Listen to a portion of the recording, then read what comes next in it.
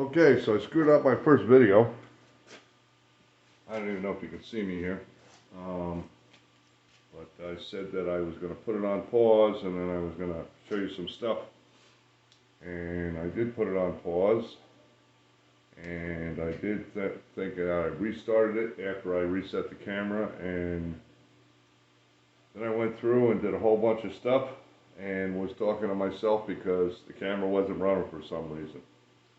So what I did was I had taken an air hose, I blew all the dust and everything off of this slab and did all that to get all the particles and everything out, all the sanding residuals, etc. And then I washed it down with mineral spirits to get the rest of the dust and stuff and every little particle I could, because having it clean is important.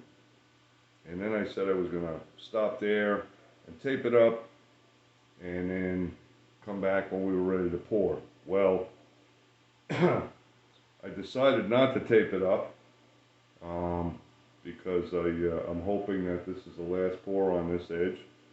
And pour is a euphemism here because I'm not just pouring the epoxy out.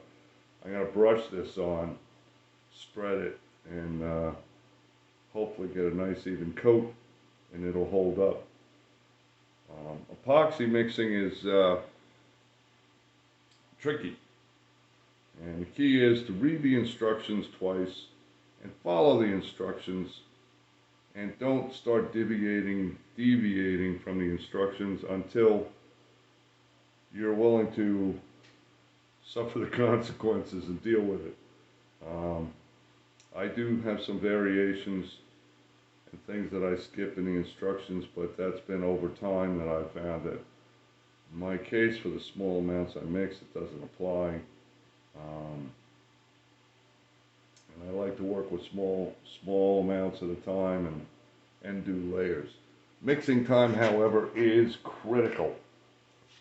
And that's why I'm walking out of the frame, check the clock. I've got about a minute to go on mixing this. It says 12 minutes and you mix it for 12 minutes. So that's what I'm doing. And what I'm going to do here is I'm going to do this one edge that's facing the camera, assuming the camera's still facing the edge. And you'll get an idea what it looks like and how I put it on. I will be going back and forth and trimming stuff up and adjusting it because this epoxy gets thick. It gets unworkable at one point, but it also gets a little bit more workable as far as controlling drips over the edges. As I said, no taping here, so I got nothing to hold this stuff on the surface where I want it to go. And none of these surfaces are dead level because they're not square. So it's one of those live with it things, and deal with it afterwards by sanding and polishing edges to blend and things like that. So I am at my 12 minutes of mixing time. I'm going to take this stick and clean it off and lay it someplace I can get to it. So I have to turn on my back there, and here we go. I got to do all of this, all of that, and down the other side. But I'm going to start up here because I got a pocket. That's the only place I have some tape because I'm afraid of getting a run down in there. And I'm trying to build up a little wall here where the edge of that pond just breaks the edge of the slab. And I don't know, let me just brush down for a second. Just hold these in a little bit. Oops, no, I don't do that, do I? Can't do that. I'll just let that sit there. So I get that in there first because that may need some bubble down time, and I'll come back to it. Now I can start doing this. And yeah, this is going to run, and what I'll do is I'll deal with it when I'm doing the top and the bottom. But in the meantime, I get a nice, see, this doesn't go on like paint. It's, more like, I don't know, ketchup or something than paint. So you have to kind of plan for how it's going to flow, because it'll flow half the night until it finally firms up. Some of this will get resanded and tweaked. Some of it will be perfect as is. Key is not to miss any spots. I'm going a little over the edge here because this is a flow in, live edge type thing. Whoops, I dribbled. Shame on me. Oh well.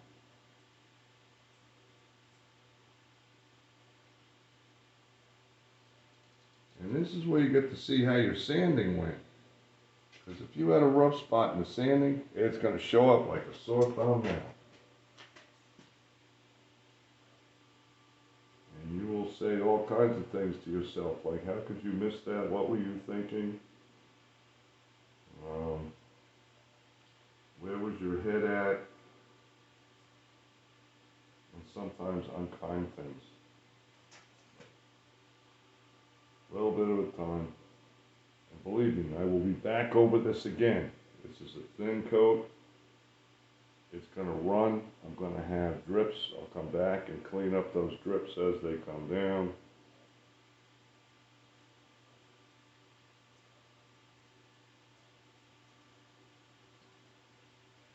But by golly, this is starting to look good.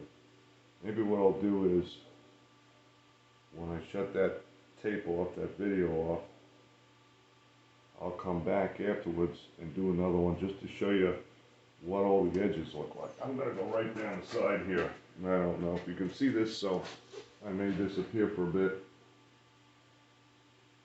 Just trust me that I'm still here.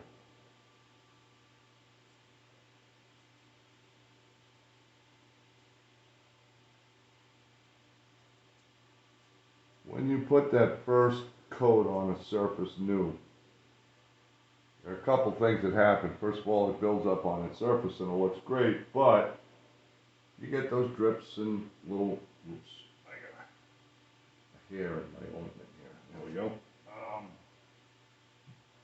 It builds up on the surface and you get drips and whatnot, but it also soaks into the wood, because I'm doing this bare, because that's what the client wanted. They wanted to have the wood grain as real as possible, because they thought it looked so nice. And I had to concur. So I'm doing it there. No sanding, sealer, no nothing that might take away from that. And what happens is that it soaks in. And that's okay, because what it does is it also works like a sanding sealer and seals that surface up. Trying to get some of these edges here that they're going to get blasted out anyway when I do the big fill. So, I just touched it with my sweatshirt, so let me fix that. So then when you sand it down like I did before, when I showed it to you, that stuff that's soaked in still seals up, because I can't sand that out unless I take all that wood down. Who wants to do that? So when I put the second coat on, now hardly any of it soaks in. It all lays right on top. So the second coat that I'm doing now does not have to be put on as thickly in order to give that nice glassy surface. It's not soaking in.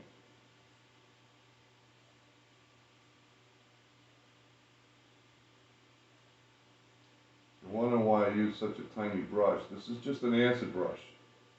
I think these are a dozen for $1.89 at Harbor Freight. I use them once, throw them away. Because it's not about speed, it's about getting everything where you want it. Paying attention to every little surface, getting them all right. Sometimes I use it as a dauber to just pick up a bunch of epoxy like that and drop it in a hole. There's another spot I want to do like that. A little pocket, some old crack. And then work my way down. And I think at this point, it's getting pretty boring for you guys. I'll let the tape go. See what happens. It's either gonna time out, or I'll cut it off, or fast forward through it, but gotta work my way down here. So I'll keep talking. It's another long day today. It's what? It's after 7 o'clock at night. Still snowing some. Probably can't see it through those glass windows. Make some tracks here, Tom. So I'm getting a little tired, but Pat reminded me tomorrow is food shopping day, which means we're going to be going for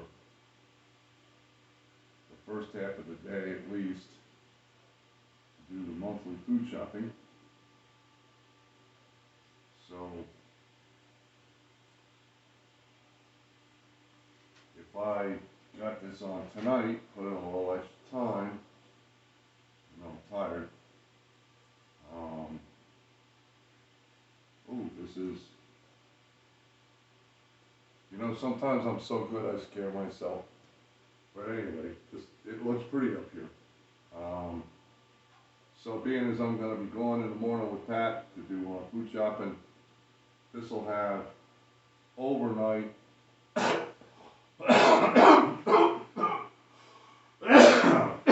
excuse me, plus another 5 or 6 hours. So by the time I get to it, sometime around noon or 1 o'clock, it should be cured up real good. And either I look at it and say the same thing I did a minute ago, or I look at it and find too many mistakes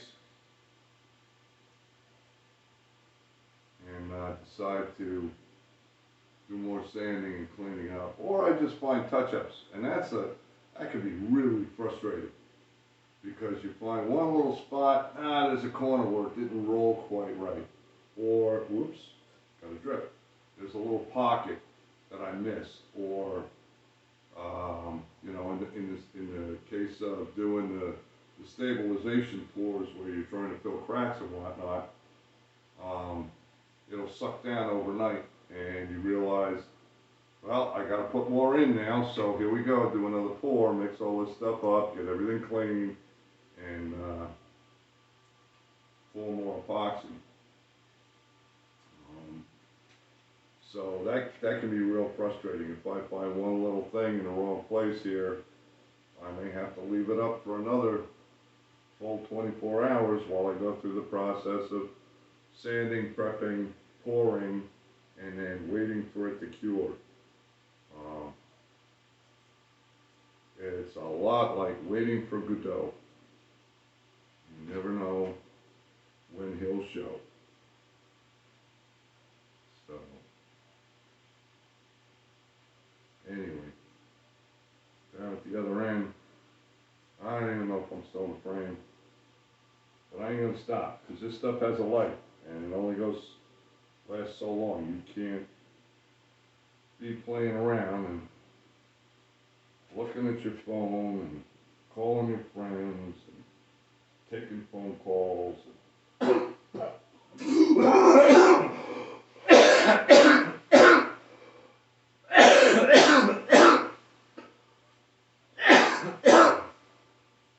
Excuse me. Too many hours in the shop. Too much sawdust and wood smoke and jeepers. I should have set a light up down here. I can hardly see what I'm doing on this end.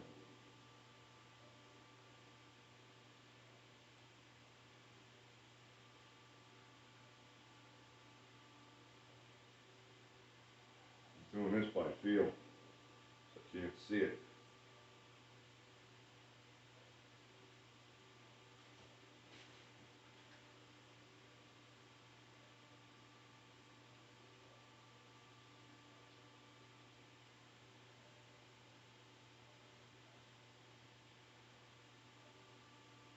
Speaking of waiting for Godot, if you want to see a real good YouTube video, actually it's a good short, it was entered in a couple of film shows, I think. Get on YouTube and search for Waiting for Godot with Gilles Martin and Mikhail Horowitz. Horowitz. Outstanding. A couple of friends of mine, they did that a number of years ago, and every time I watch that thing, it makes me smile. It's a beat thing. Classic literature for the unlost mansions, but it was good. It still is good. So I was waiting for Godot, Malkine, and Horowitz. Both good guys. Gilles lives not too far from here. He's a buddy.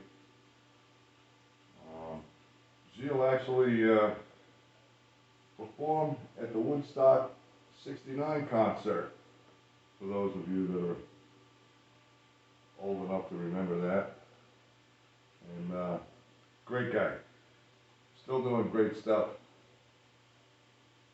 He lives up there in Olive Bridge with his lovely wife Mary Ann. They're wonderful people.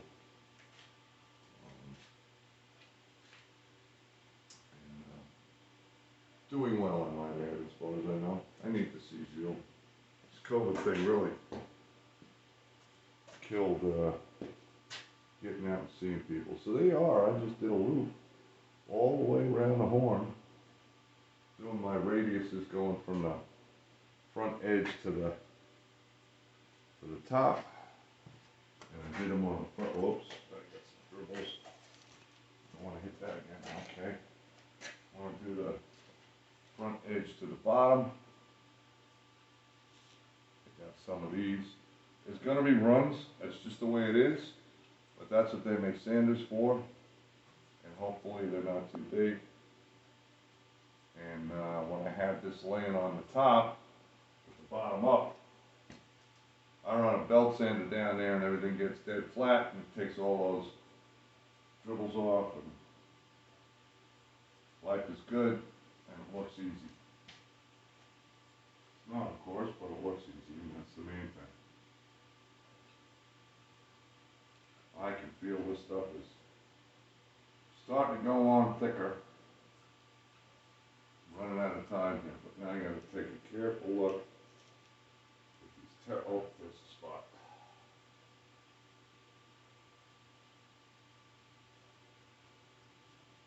If you try and work it after the epoxy cures up too much, then it's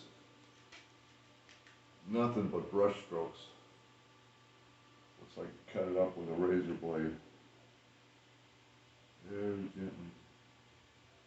Very gently.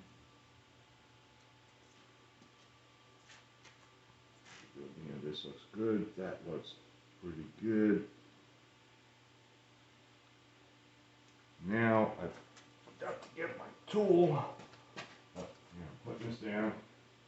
Show you one last thing I do when I think I'm done.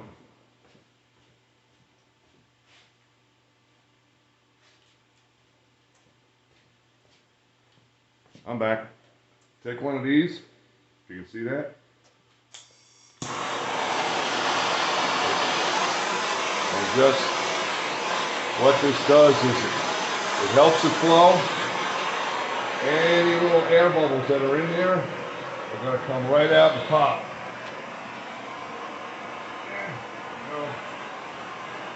Careful you don't burn the tape.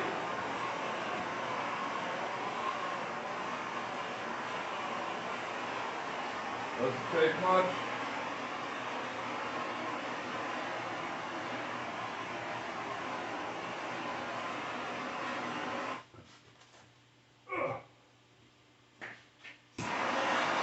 Oh, I don't.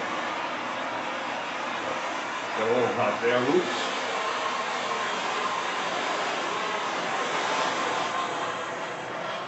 Alright folks, I'm going to shut you off at this point because I got to go back over that far end and do some tedious work and then see what mixing epoxy you have to take a guess. Look at what I guessed. That's what I got left, and this is starting to get warm. This is full, feels like about 95 degrees right now, which means I don't have much time left. So that would all be wasted, and this stuff is expensive. So what I have is another project. These are going to be mirrors or clocks or something. This one's going to be a mirror. These are little cookies that cut off a tree. They've been stabilized, and I'm doing the faces on these. This one already has one coat. Everything is soaked right in, and it's been resanded. This one has no coats, so I'm going to use the leftover epoxy on that. So I always daisy chain my projects together so that whatever's left over from one job gets dumped into the next job. This thing started with epoxy getting dumped on it from 5 other jobs. So with that, I will let it go. Catch you later, and we'll continue on when we get there.